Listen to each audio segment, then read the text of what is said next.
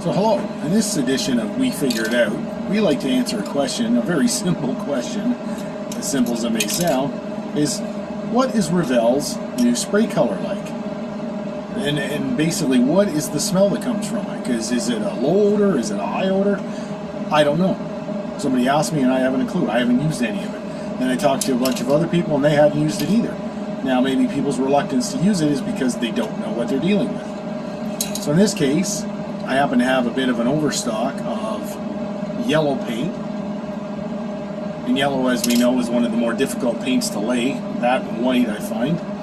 So I'm going to use a yellow. I'm going to test it. I'm in my workshop at home, and I'm in my spray booth where the camera's sitting right now. I will turn it around, and we're going to try this stuff out. I have my trusty paint pig.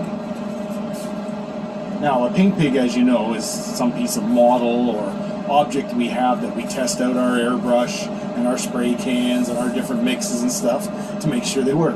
In my case, I had an old 1/100 scale 747 of all things, and it was missing parts, so it became my paint pig. This is what I shoot my paint on to see how my airbrushes are working, how my fitting is, and all that. So today I'm going to be spraying it yellow, and we're going to see how this paint works. Now, what I like to do is I have a bottle, empty bottle. I have filled it with hot water from the tap. It's not boiling water, it's hot water, okay? So then I take my paint, before shaking it, I immerse it in the hot water. Now what the hot water does is it gets the gases going from the compression, right?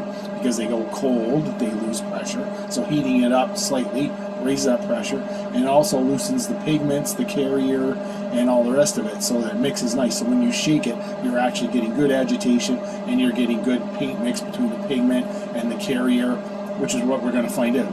We should be able to tell from the smell what kind of base they're using for this.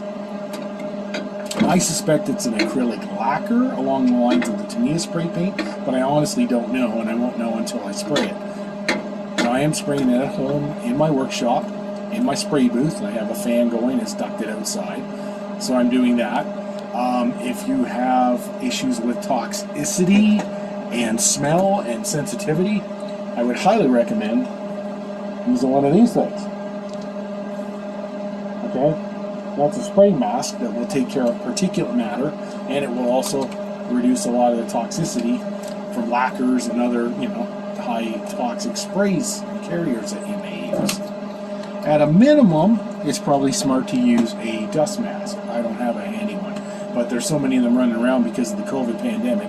You can grab an NH90 or one of those little dust masks, so at least you're not breathing the particulate. So if the odor doesn't particularly bother you or affect you, at least you're not going to breathe the particulate. So in my case, I'm going to be spraying at the back of my spray booth into my fan. I should be okay, and I do want to smell what's going on here so I can share with you what kind of smell we're getting out of this paint. Okay, now I have you behind me so you can watch as I spray. We've warmed up the paint in the warm water. Now we're going to give it a good shake.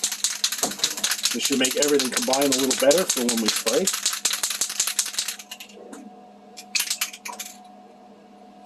Okay, I'm going to give it a little shot here.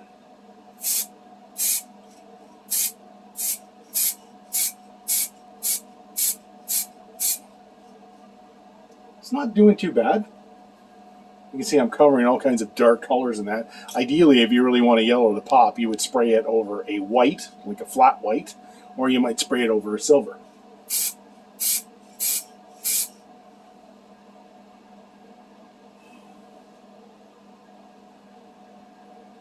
The odor is hard to pick out. It smells like an enamel. It has that enamel smell. It does not have that lacquer smell. You know lacquer when you spray it.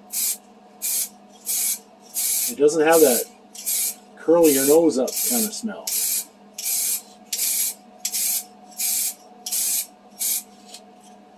So there, I've layered some on. Clearly it'll take a number of coats to get it to cover the way we want. But it's handling all right. And as I say, the smell is the smell smells to me like an oil-based smell, similar to a Tester's enamel spray or something like that. It does not smell like lacquer. So that's the end of my demo. And another thing you may or may not know, I assume everybody knows this, but a lot of people don't. When you're done your spraying session, turn it upside down, spray it till the color stops. That will clear your nozzle out so it doesn't clog for future use. So I hope you enjoyed this little product review and how-to video. As always, if you have usage of this product and you have an opinion, good, bad, or otherwise, please share it in the notes below. Please share anything you can with us because we like to share information. It all makes us better hobbyists and we have more fun in the hobby. If there's anything you'd like us to cover, if you have questions about things or things you'd like us to investigate and check out, please leave those below as well. Because the more ideas I get, the better I can make these videos and the more fun we can have together. Thanks for watching. We'll see you again real soon.